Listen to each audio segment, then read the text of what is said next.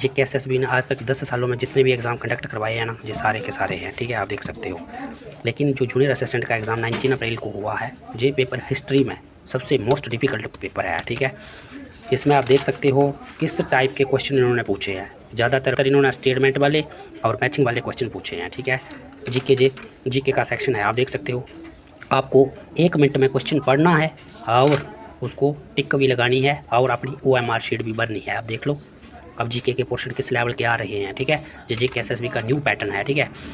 बात करता हूँ इसकी कंप्यूटर सेक्शन की, तो कंप्यूटर सेक्शन का देख लो। 1 मिनट में क्वेश्चन पूरा पढ़ना है, इन चारों को एनालाइज करना है और OMR शीट भरनी है, ठीक है।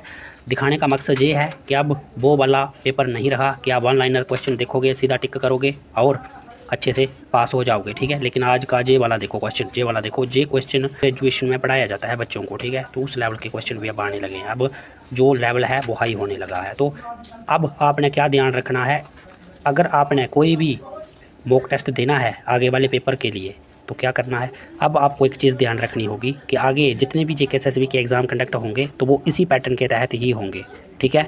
तो अगर आपने वो एग्ज़ाम अच्छे से पास करना है तो सबसे पहले आपको क्या पता होना चाहिए, सबसे पहले आपको टाइम मैनेजमेंट करना आना चाहिए, ठीक है। टाइम मैनेजमेंट ही ज़रूरी है। दूसरी बात ये है कि अब आपको डिटेल में पढ़ना पड़ेगा, ठीक है।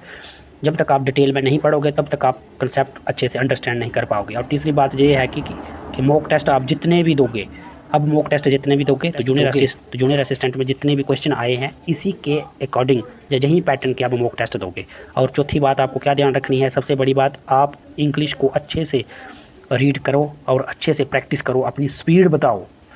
आपको अब क्या करना है, अब आपको इंग्लिश पे भी फोकस करना है, इंग्लिश की रीडिंग की हैबिट डालनी है और सबसे बड़ी बात, अब आपकी इंग्लिश पढ़ने की जो स्पीड है वो भी ज़्यादा होनी चाहिए, ठीक है। तो इन चारों पॉइंटों को याद रखना, टाइम मैनेजमेंट, कंसेप्ट को अच्छे से पढ़ो और तीसरी बात, आपको जो मॉक टेस्ट देने हैं वो जूनियर असिस्टेंट के जो अभी वाला पैटर्न है उसी के तहत देने हैं। और लास्ट में जो बात है कि आपको अब इंग्लिश की जो हैबिट है वो भी बढ़ानी पड़ेगी, क्योंकि 1 मिनट में क्वेश्चन पढ़ना है और उसको OMR शीट में फिल भी करना है, ठीक है। तो अब आने वाले जितने भी आपको एग्ज़ाम देने हैं तो इसी के पैटर्न के तहत ही देने हैं, ठीक है। Thank you.